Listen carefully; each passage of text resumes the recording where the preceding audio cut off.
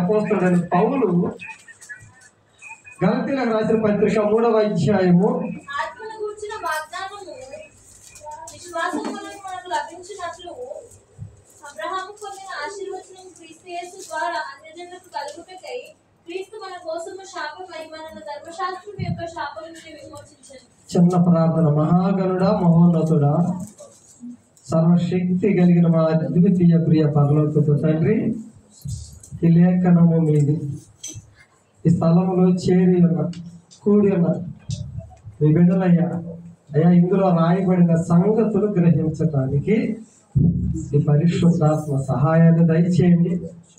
నన్ను నా ఆలోచన పాతాలకు తొక్కివేసేసి నీ ఆలోచన మాత్రమే ఈ స్థలము, కేవలం నీ నామం మాత్రమే మహిమపరచు. నీ ఆలోచన మీ బిడ్డలకు తెలియపరచబడి దేవా, నీ సన్నిధిలో మీ బిడ్డల ముందు కొనసాగులాగా నీ పరిశుద్ధాత్మ సహాయమును దయచేయండి. యేసు నామం అడుగుచున్నాను పరమ తండ్రి. బైబిల్ గ్రంథంలో ఆశీర్వదించబడిన వాళ్ళు ఎంతో మంది ఉన్నారు. ఈ క్రిస్మస్ సందర్భంగా సహజంగా యేసు క్రీస్తుకు కానుకలు తీసుకెళ్తాం. జ్ఞానులు యేసు క్రీస్తు వద్దకు శ్రేష్టమైన కానుకలను తీసుకుని వచ్చారు. ఈ పునరుద్ధాన దినాల ఎక్కడికి వచ్చిన మీకు ప్రభు అయిన యేసు క్రీస్తు ఒక శ్రేష్టమైన కానుక మీ కొరకు సిద్ధపరిచాడు. దేవునికి స్తోత్రం, హల్లెలూయా. ఏ కానుక అది? శ్రేష్టమైనది, ఎంతో శ్రేష్టమైనది, ఒక ఆశీర్వాదము. ఈ మధ్యాహ్న కాల సమయంలో యేసు క్రీస్తు ద్వారా మనకు ఇవ్వటానికి యేసయ్య సంతోషపడతాడు. చప్పట్లు కొడుతూ ప్రభునామాన్ని కనపడతారు. చూడండి, బైబిల్ గ్రంథంలో ఆశీర్వదించబడిన వాళ్ళు ఎంతో మంది ఉన్నారు. నోవహు ఆశీర్వదించబడ్డాడు, ఇస్సాకు ఆశీర్వదించబడ్డాడు, దావీదు ఆశీర్వదించబడ్డాడు, యోబు ఆశీర్వదించబడ్డాడు. ఎంతో మంది ఆశీర్వదించబడిన వాళ్ళు ఉన్నప్పటికీ బైబిల్ గ్రంథంలో బైబిల్ గ్రంథంలో ఉన్న వాళ్ళందరికంటే గొప్పగా ఆశీర్వదించబడిన వ్యక్తి ఎవరైనా ఉన్నారంటే ఆయన అబ్రహాము. దేవునికి స్తోత్రం, హల్లెలూయా. చెప్పాలి గట్టిగా, హల్లెలూయా. బైబిల్ గ్రంథంలో ఆది కాండం నుంచి ప్రకటన గ్రంథం వరకు నువ్వు చెక్ చేస్తే చాలా మంది కనపడతారు, కానీ వీళ్ళందరిలో నెంబర్ 1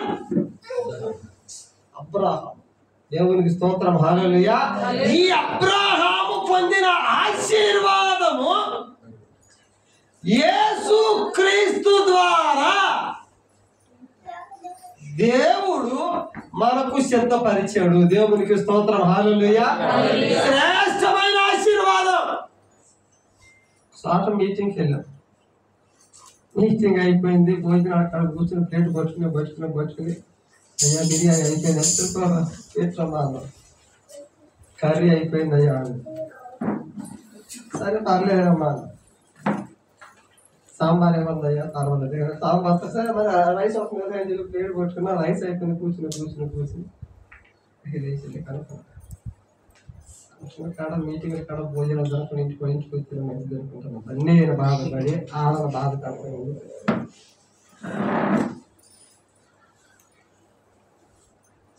భోజనానికి సాధ్యం అనంతరకు నేను నాకు డ్యూటీ ఉండదు కాబట్టి సాధ్యం అంటే భోజనానికి నేను ఉండను. ఇక్కడికి ఎన్నిసార్లు వచ్చినప్పుడు ఆ అమ్మాయి అయితే మీటింగ్ అయిపోయింది కాబట్టి ప్లేట్లో తీసుకొచ్చిన నీ మీటింగ్ మేము డ్యూటీ ఉందంట కదా, ముందు పెరుగు తినేది. దేవుడు అబ్రహాము పొందిన ఆశీర్వాదము ఈ మధ్యాహ్న కాల సమయంలో ఇదిగో ఈ ప్రేమ హస్తం ఫౌండేషన్ లో ఉన్న దేవుని బిడ్డల యొద్దకు తీసుకొని వచ్చారు. ఆ దినాన జ్ఞానులు యేసయ్యను దేవుడు అనుకుంటా యేసయ్యకి కానుకలు తీసుకొని వచ్చారు. కానీ ఈ దినాన ప్రభు అయిన యేసు క్రీస్తు ఇదిగో ఈ డిసెంబర్ మాసంలో ఆయన జన్మ బర్త్డే శుభ సందర్భంగా అయ్యా మరి ఆ నాయన యొక్క మ్యారేజ్ శుభ సందర్భంగా మరి ఏం కానుకలు తెచ్చాడో నాకైతే తెలియదు. అయ్యా ఇంకొకటి ఎవరితో బర్త్డే అంట, ఈడ బర్త్డే శుభ సందర్భంగా మరి ఈడే గిఫ్ట్లు ఇచ్చారో నాకైతే తెలియదు. కానీ ఈ మధ్య అన్నకాల సమయంలో ఈ స్థలములోకి వచ్చిన మీ వద్దకు యేసయ్య ఒక కానుక తీసుకొని వచ్చాడు.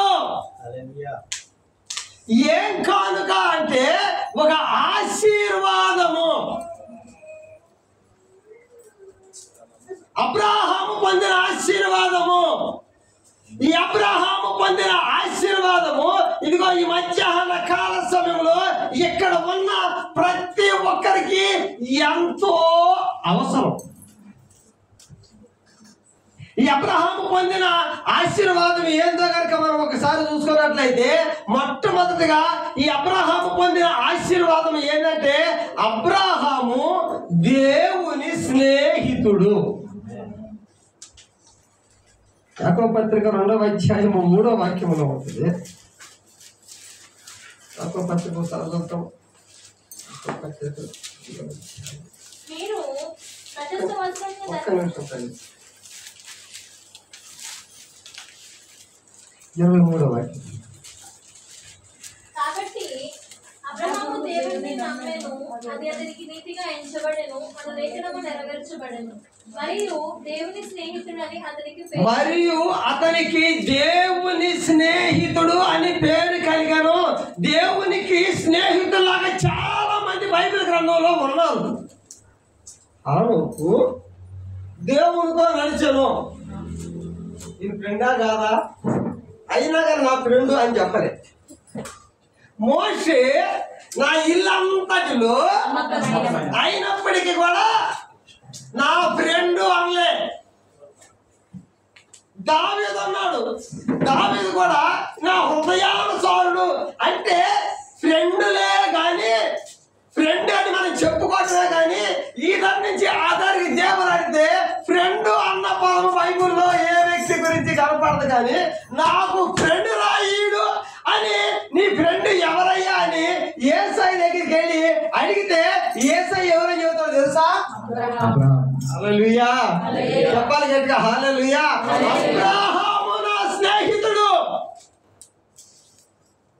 అది కాదు 18వ అధ్యాయం 17వ వాక్యంలో దేవుడు అంటాడు, నేను ఏం చేసినా, నేను చేసే ప్రతిదీ అబ్రహాముకు చెప్పే చేస్తాను. అప్పుడు యెహోవా నేను చేయబో కార్యము అబ్రహామునకు దాచేదనా, అబ్రహాము నిశ్చయముగా బలము గల గొప్ప జనము. దేవునికి స్తోత్రం చాలయ్యా. దేవుడు అంటున్నాడు, నేను చేసే ప్రతిదీ అబ్రహాముకు చెప్తాను.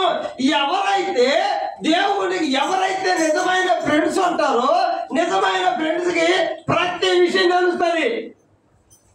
ఇద్దరు దోస్తులు ఉంటారు అనుకోండి, జరగరా ఏదైనా జరిగింది అంతే, ఒకటి కనపడకుండా పోయాడు. రెండో తీసుకొచ్చి స్టేషన్ లో పడేసి తోలితే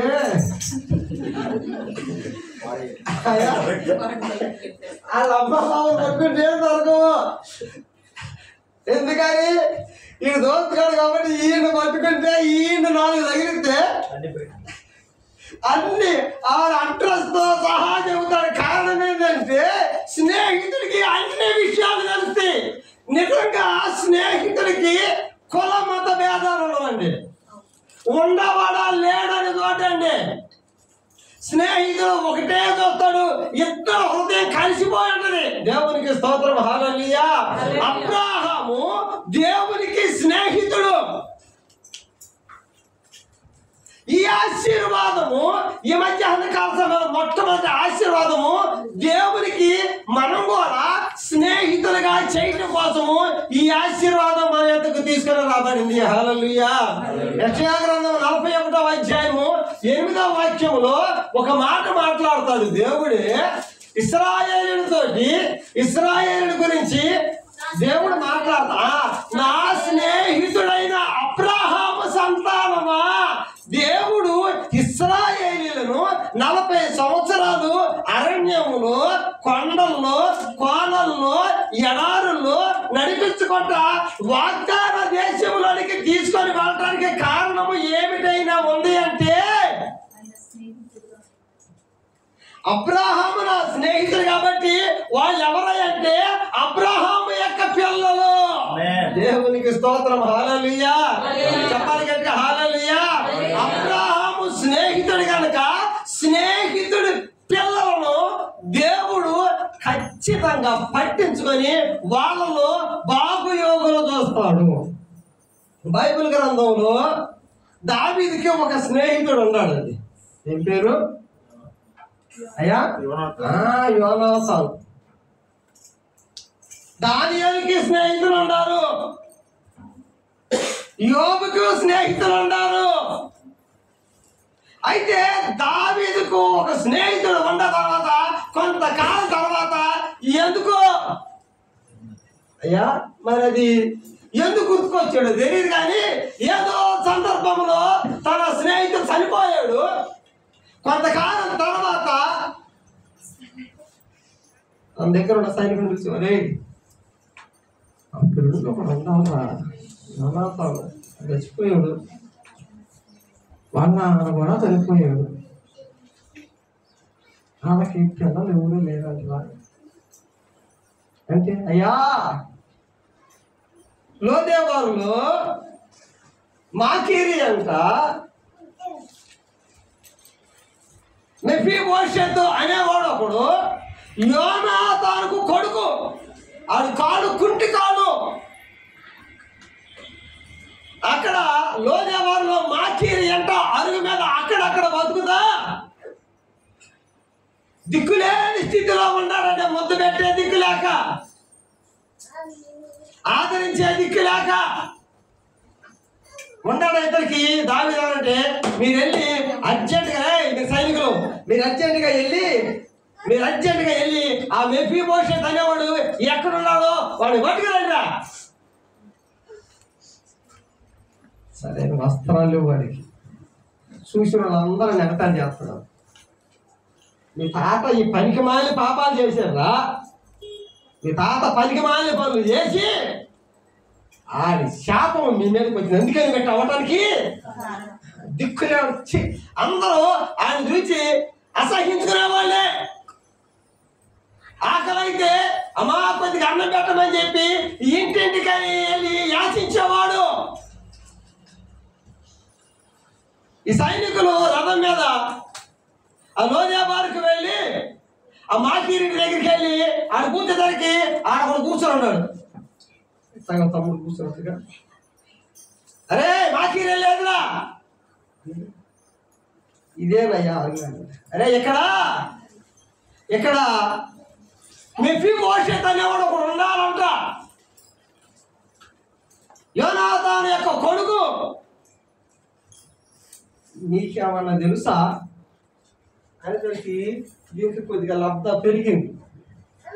ఇదేందప్ప సైనికులను దేవుడుకుంటూ వచ్చారు, పోలీసులు వచ్చారు ఏంది నా కోసము.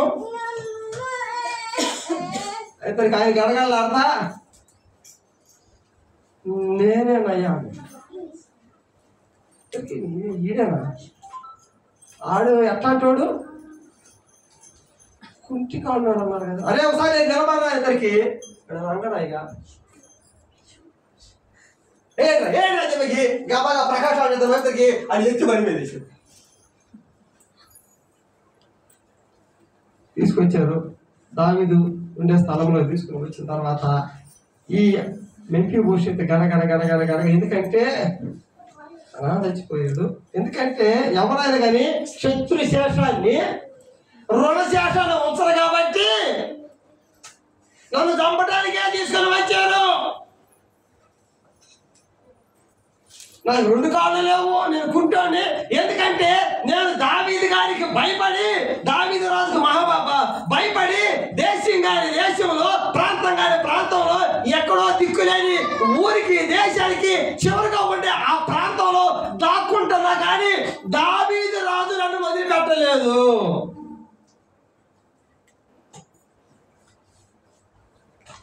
గడ ఊరికి సాగుంటాడు. నాకు తెలిసిన తర్వాత 1-2 బట్టలు పడి ఉండి అనుకుంటాను. కూర్చో అని కూర్చో వచ్చాడు. అందరూ అన్ని బెదిరిస్తారు. పై అతనికి దావీదు లోపలికి వస్తుంటరికి ఆయన నుంచి గడగడ గడగడికి కూర్చోలేని పరిస్థితి కదా, మరి ఆయన కూర్చోబెట్టారు ఉంచాలా అని చెప్పి అటు కొట్టుకుని లేకపోతే నిలబెట్టుంటారు. ఆయన గడగడ గడగడ గడగడ లాడుతున్నప్పటికి దావీదు ఆ వ్యక్తి దగ్గరికి వచ్చి వ్యక్తి భవిష్యత్తు ఆ పిల్లలు ఎట్లుందంటే వాళ్ళ నాన్న పిలిచినట్టు అప్పట్లో కూడా ఎట్లా ఉంది. ఎందుకు భయపడతా? ఎవరు అనుకున్నావా? నువ్వు ఆడాడా ఉండాల్సిన అవసరం నీకేందిరా? మీ నాన్న నచ్చిన నేను నచ్చిన అనుకున్నావా? నేను రావలేదుగా, దిక్కు లేనుగా, తిండి తిప్పలేనుగా, ఒకరి దగ్గర బతకాల్సిన అవసరం నీకేందిరా? నువ్వు నా స్నేహితుడు అయినా యోనాతాను కొడుకురా. హల్లెలూయా చెప్పాలి కదా, హల్లెలూయా. బాగుంటుంది బట్టలు ఏంటో రాజు వస్త్రాలు. ఈడు బతికినంత కాలము నేను కూర్చునే సింహాసనం కాదు, కానీ నేను కూర్చునే పళ్ళ దగ్గర నా పక్కన కూర్చుని నాతో పాటు బతికినంత కాలము నాతో పాటు భోజనం చేస్తూ ఉంటాడు వీడు.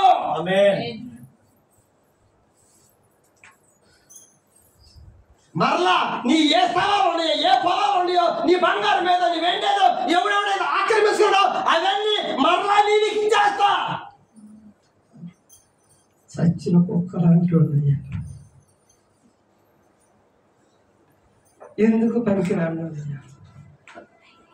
ఎందుకు చెబుతున్నానంటే ఒక స్నేహితుడు ఉంటే, స్నేహితుడు నిజమైన స్నేహితుడు కనుక ఒకడు ఉంటే, ఆ నిజమైన స్నేహితుడు ఆ స్నేహితుడిని విడిచిపెట్టడు, వాడి యొక్క సంతానాన్ని కూడా విడిచిపెట్టడు.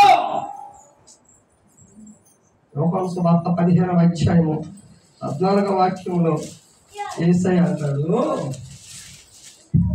యోహాను సువార్త 14వ అధ్యాయము 15వ అధ్యాయం 14వ వాక్యంలో మీరు నన్ను ప్రేమించిన ఎడల నా ఆజ్ఞలను గైకొందురు. నేను తండ్రిని వేడుకొందును, మీ యొద్ద ఎల్లప్పుడూ నుండుటకై ఆయన వేరొక ఆదరణకర్తను అనగా 15వ అధ్యాయం 14వ ఆజ్ఞాపించు వాటిని చేసిన ఎడల మీరు నా స్నేహితులై. దేవునికి స్తోత్రం, హల్లెలూయా. ఇప్పుడు దేవుడు ఆ పాత నిబంధన గ్రంథంలో దేవునికి స్నేహితుడు ఒకడే ఉన్నాడు. హలో, పాత నిబంధన గ్రంథంలో దేవునికి స్నేహితులు ఎంతమంది ఉన్నారు? కొత్త నిబంధనలకు వచ్చరికి యేసయ్యకు శిష్యులు ఎంతమంది ఉన్నారు? ఆయన అంటాడు అందరూ ఉన్నారు కానీ నాకు ఫ్రెండ్స్ కదా, నాకు స్నేహితులు కావాలి. అంటాడు చిరకాల స్నేహితుడా, నా హృదయాల సన్నిహితుడా, చిరకాల స్నేహితుడా, నా హృదయాల సన్నిహితుడా, నా తోడు నీవయ్యా, నీ స్నేహం కావయ్యా, నా నీడ నీవయ్యా, ప్రియ ప్రభువా యేసయ్యా, చిరకాల స్నేహం ఇది నా యేసు స్నేహం. దేవుడు మనకు స్నేహితులుగా ఉండాలి అనుకుంటున్నాడు. దేవుడు స్నేహితులు కావాలి అని కోరుకుంటున్నాడు. పాత నిబంధనలో ఎంతో మంది నేను దేవుడికి స్నేహితుడిగా ఉండాలి, దేవుడికి స్నేహితుడిగా ఉండాలి, దేవుడికి దగ్గరగా ఉండాలి, దేవుడితో ఉండాలి, దేవుడిలో ఉండాలి, ఆయన చుట్టూ ఉండాలి, ఆయన కనిపించి నామని చెప్పి ఎంతో మంది ప్రయత్నం చేసినప్పటికీ దేవుడు అవకాశం ఇయ్యలేదు. నీ పరిగా నువ్వు ఆడే ఉంది, నువ్వు గేటు బయటే. ఎంత కొత్త చెప్పులైనా, ఎంత లావు చెప్పులైనా, ఏ కవర్ చెప్పులైనా చెప్పరు, పడేదైనా పడదైనా కన్నా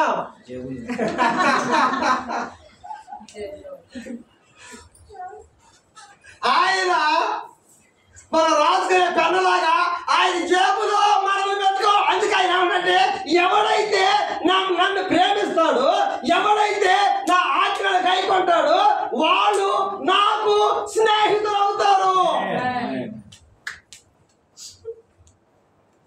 మరి ఈ స్థలంలో దేవునికి స్నేహితులుగా ఎంతమంది ఉండాలనుకుంటున్నారు?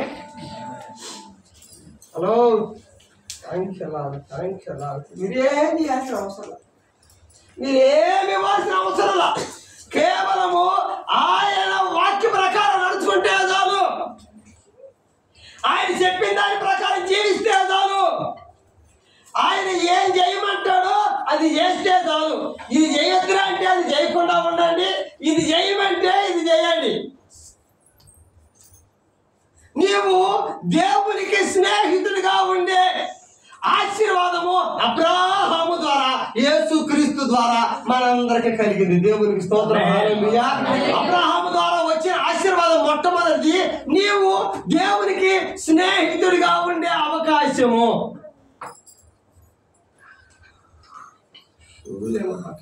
శూన్యపట్నంలోకి వెళ్ళినప్పుడు ఎలీషా అంటాడు,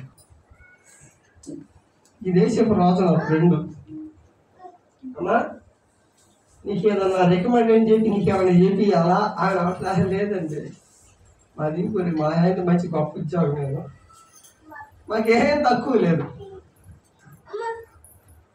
ఎలీషాకు రాజు ఫ్రెండు, అలాగే దేవాది రాజుల రాజు, ప్రభువుల ప్రభువు నీకు దోస్తుగా, నీకు స్నేహితుడిగా, నీకు ఫ్రెండ్గా ఆయన ఉండాలి అని అనుకుంటున్నాడు. మనం అనుకోవటం కాదండి. ఆయన అంటాడు, అనంత జ్ఞాని నీవు, అల్పుడైన నాకు స్నేహమా, మహిమాన్విత నీకు మట్టినైన నాతో సహవాసమా. సమీపించరాని తేజస్సులో నివసించే దేవాది దేవుడు, నువ్వు నా ఫ్రెండ్గా ఉంటామని చెప్పి నేను అలాంటి నీలో ఏమన్నది? అయ్యా, అమ్మా, నాతోటి ప్రియ సహోదరి సహోదరుడా, ఈ మధ్యాహ్న కాల సమయంలో దేవునికి స్నేహితులుగా ఉండటానికి, ఆయన దేవునికి స్నేహితులుగా ఉండటం కోసము స్నేహితులను వెతుకుతున్నారు. నీ స్థితి మారాలి. విశ్వాసపు స్థితి నుంచి, విశ్వాసి స్థితి నుంచి దేవుని స్థితి, ఇగో దేవుని యొక్క స్నేహితుల యొక్క స్థితికి నువ్వు మార్చబడాలి. హల్లెలూయా, చెప్పాలి గట్టిగా హల్లెలూయా. రెండవదిగా ఏంటంటే, ఈ అబ్రహాము పొందిన ఆశీర్వాదం ఏంటంటే విశ్వాసులకు తండ్రి. ఆయన అన్ని విషయాల్లో అందరికీ తండ్రిగానే ఉన్నాడు. అయ్యా, ఆ తండ్రి గారు ఇక్కడ అనేక మంది పిల్లలకి ఆత్మీయ తండ్రి గారు, రక్త సంబంధికులైన తండ్రి గారు, అందరికీ ఒక మాదిరిగానే కనపడతా ఉన్న రీతిగా అబ్రహాము విశ్వాసులకు తండ్రి. రోమపత్రిక 4వ అధ్యాయము 17వ వాక్యంలో దేవుడే చెప్తున్నాడు. రోమపత్రిక 4వ అధ్యాయం 17వ వాక్యంలో దేవుని ఎదుట అనగా మృతులకును సజీవులకును సజీవులంగా చేయువాడును లేని వాటిని ఉన్న వాటిగా పిలుచువాడునైనా దేవుని ఎదుట అతడు మనందరికీ తండ్రి అయి ఉన్నాడు. అది ఎవరి దగ్గర?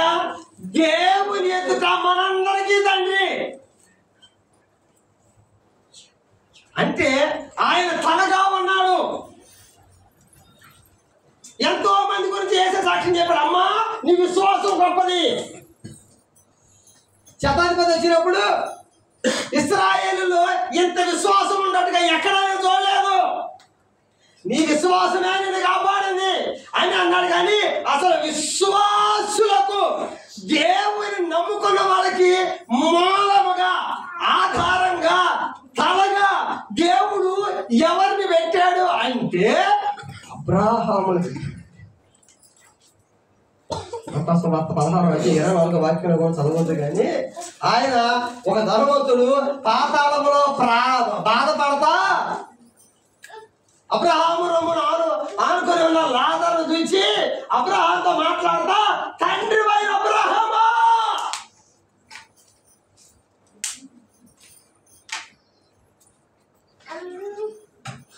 అంటే తండ్రిగా, అంటే మన పొజిషన్ దేవుడు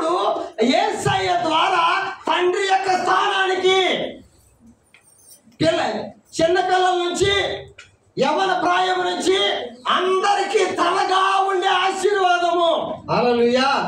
మొట్టమొదటిగా దేవునికి స్నేహితుడు, రెండవదిగా విశ్వాసులకు తండ్రి, మూడవది కనుక మనం చూసినట్లయితే భూమి మీద అబ్రహాము ధనవంతుడు. బైబిల్ గ్రంథంలో భూమి మీద ధనవంతులు చాలా మంది ఉంటే కనపడతారు. కొంతమంది ధనవంతుల పేర్లు చెప్పండి. ధనవంతరావు పేరు అది, ధనవంతుడు చెప్పండి. సువర్ణరావు అంటారు.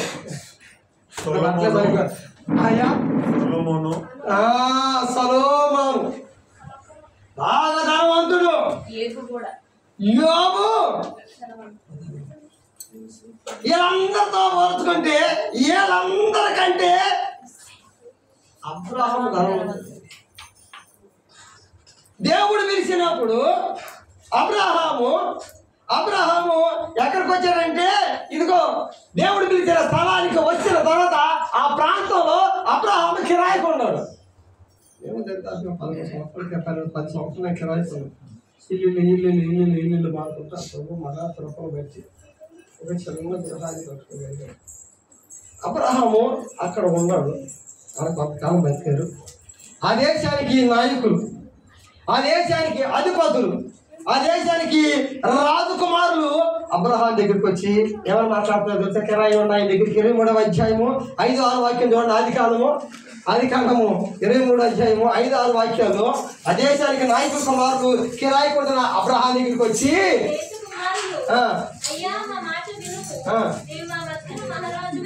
ఎట్టాగా ఇక్కడ మహారాజు ఎవరు అమ్మా? అసలు ఇక్కడ మహారాజు ఎవరు? ఆ దేశం రాజు ఎవరైనా హేతు కుమారులు. ఆ దేశాన్ని పరిపాలించేది హేతు, ఆ దేశాన్ని నాయకత్వం చేసేది హేతు. ఇప్పుడు మన తెలంగాణని ఏ విధంగా సీఎం గారు నాయకత్వం చేస్తున్నారు, అప్పుడు హేతు కుమారులు అక్కడ ఆ దేశాన్ని పరిపాలన చేస్తా ఆ దేశంలో వేరే దేశం అక్కడికి వచ్చి కిరాయి కొంటున్న అబ్రహాం దగ్గరికి వచ్చి అన్నయ్యా, నువ్వు మా మధ్య రాజులాగుండవు, జనానికే కాదు నువ్వు మాకు కూడా రోజులా కనపడుతున్నావు. మనిషి అయితే ఉండడానికి కిరాయికే ఉన్నాడు, కానీ ఈయన ఎలాగున్నాడంటే ఎంత గొప్ప, భూమి మీద ఎంత శ్రేష్టమైన రాజులకే రాజుగా.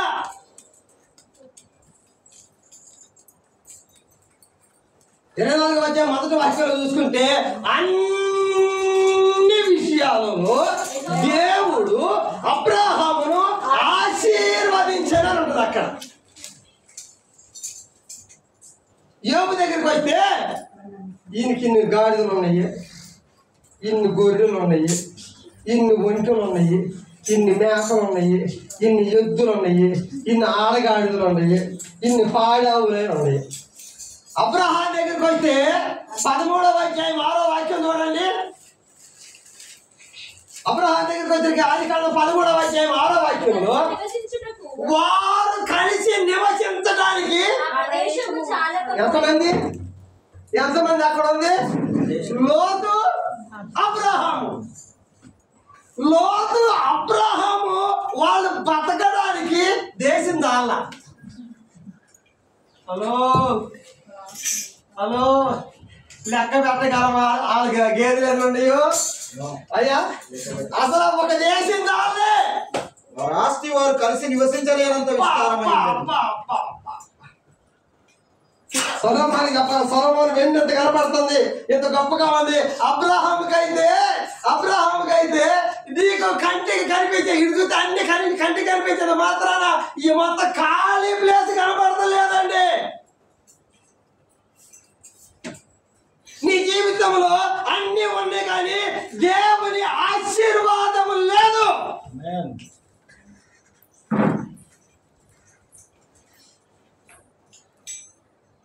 21వ అధ్యాయం 22వ వాక్యంలో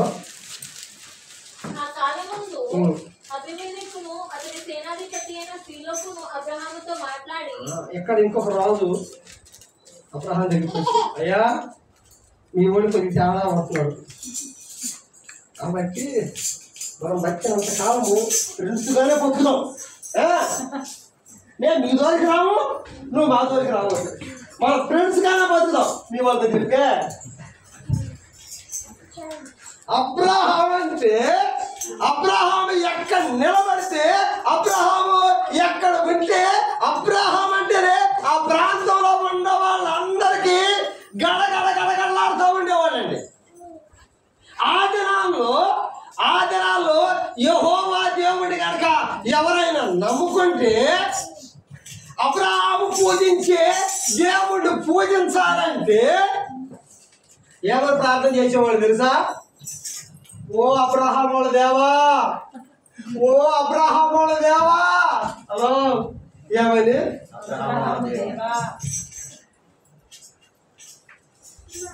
దేవుడు అంటాడు, నేను అబ్రహాము దేవుణ్ణి. స్తోత్రం, హల్లెలూయా. దేవుడు సంతోషంగా గట్టిగా, నేను అబ్రహాము దేవుడురా.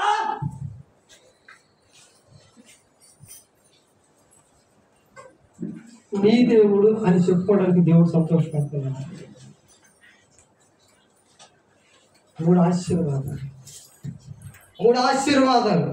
దేవునికి స్నేహితుడు, విశ్వాసులకు తండ్రి, భూమి మీద ధనవంతుడు. ఈ 3 శ్రేష్టమైన ఆశీర్వాదాలు నువ్వే కష్టపడాల్సిన అవసరం లేదు, నువ్వేం ప్రయాసపడాల్సిన అవసరం లేదు, నువ్వు తల్ల కింద పడి తపస్సు చేయాల్సిన అవసరం లేదు. ఇంత శ్రేష్టమైన ఆశీర్వాదము దేవుడు మన జీవితాల్లోకి తీసుకొని రావడం కోసము మరి ఒకసారి ఆ వాక్యం చదువుకుందాం. గలతీయులకు రాసిన పత్రిక 3వ అధ్యాయము 13వ వాక్యం. ఆత్మను గూర్చిన వాగ్దానము విశ్వాసం వలన మనకు లభించినట్లు అబ్రహాము పొందిన ఆశీర్వచనము క్రీస్తు యేసు ద్వారా అన్యజనులకు కలుగుటకై క్రీస్తు మన కోసము శాపమై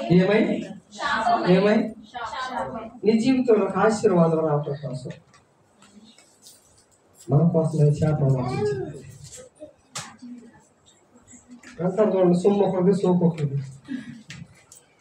ఏమండి, సంపాదించేది ఒకటి, అనుభవించేది ఒకటి అన్నట్టుగా మన జీవితాల్లో ఒక ఆశీర్వాదం రావటం కోసం యేసు క్రీస్తు ఈ భూలోకానికి మన నిమిత్తము శాపగ్రస్తుడిగా మార్చబడ్డాడు. నీవు దేవునికి స్నేహితుడిగా ఉండడం కోసము ఆయన దేవునికి దూరం అయిపోయాడు. నా దేవా నన్ను కదులు పెట్టావయ్యా. యెషయా గ్రంథము 53వ అధ్యాయం వెనక్కి చదువుతుంది. వెనక్కి ఒకసారి చదువుకోండి. మన జీవితంలో మనము అబ్రహాము పొందిన ఈ శ్రేష్టమైన ఆశీర్వాదము పొందుకోవడం కోసము ఆయన ఏమయ్యాడంటే, ఇదిగో మన కోసము శాపగ్రస్తం అయిపోయాడు. దేవుడు మనకు తోడుగా ఉండడం కోసము ఆయన దేవుడికి శత్రువు అయ్యాడమ్మా. అందరికీ మనం తండ్రిగా ఉండడం కోసము అందరి చేత తృణీకరించబడ్డాడు. రోడ్డును పోయేవాళ్ళు కూడా, ఎందుకు పనికిరాని వాళ్ళు కూడా పాన్ పరాదులు వేసుకుని నోట్లో అటు ఇటు తిప్పుతా, ఇదిగో ఆ సిలువలో వేలాడుతా ఉన్న ఆ యేసుని చూసి యూదులకు దేవుడు అంట అని చెప్పి ఆ పోయి ఎందుకు పనికిరాని వాళ్ళు కూడా యేసుని ఎగతాళి చేస్తా వెళ్తున్నారు. ఎందుకోసం ఏదంటే చాలా ఏమైనా కావాలి, నా పిల్లలకి అబ్రహాం పొందిన ఆశీర్వాదం వాళ్ళ జీవితాలకు రావాలి. హల్లెలూయా. మనం ధనవంతులుగా ఉండడం కోసము ఆయన దరిద్రుడయ్యాడు. మధ్యాహ్న కాల సమయంలో ఈ క్రిస్మస్ సందర్భంగా నీకు గిఫ్ట్లు ఇవ్వటం కోసము ఆయనే మనకి ఒక గిఫ్ట్ గా మార్చబడ్డాడు. తమను వచ్చిన ఒక్కసారి చిన్న ప్రార్థన చేస్తుంది. అబ్రహాం పొందిన ఈ ఆశీర్వాదం నీ జీవితాల్లో నువ్వు కలిగి ఉండాలనేది యేసు యొక్క సంకల్పం. ఈ ఆశీర్వాదం నీకు కావాలి. దేవునికి స్నేహితుడు, నువ్వు దేవునికి స్నేహితుడుగా ఉండాలి. నీ మాటలు ఎట్లుంది, నీ క్రియలు ఎట్లుంది, నీ బ్రతికి ఎట్లుంది, నీ జీవితం ఎట్లుంది. ఇంకా పిల్ల చేష్టం బాగాలేదు. పౌలు మాట్లాడతారు, కాలాన్ని బట్టి చూస్తే మీరు బోధకులుగా ఉండవలసిన వారు అయ్యండగా క్రీస్తు మూలోపదేశంలో మరలా మీకు ఇంకొకటి బోధవించవలసి వస్తుంది. ఇంకా ఇంకా ఇంకా ఇంకా ఇంకా మారు మనసు పొందక, ఇంకా రక్షణలో నడవక, ఇంకా విశ్వాసంలో నడవక, మారు మనసు మంది 2 సంవత్సరాలు అవుతుంది, బాప్తిజం మంది 2 సంవత్సరాలు అవుతుంది, బైబిల్ పడి 2 సంవత్సరాలు అవుతుంది, ఇంకా నీలో పరిపూర్ణమైన మార్పు రాలే.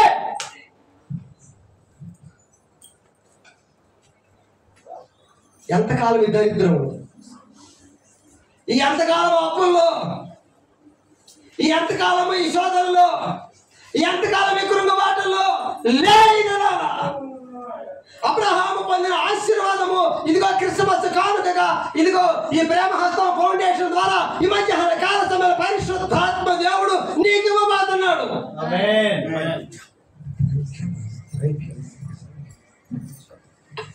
హల్లెలూయా. దేవునికి మహిమ కలుగును గాక. ప్రియ దేవుని బిడ్డలారా, ఈ మధ్యాహ్న సమయం వేళలో అయ్యా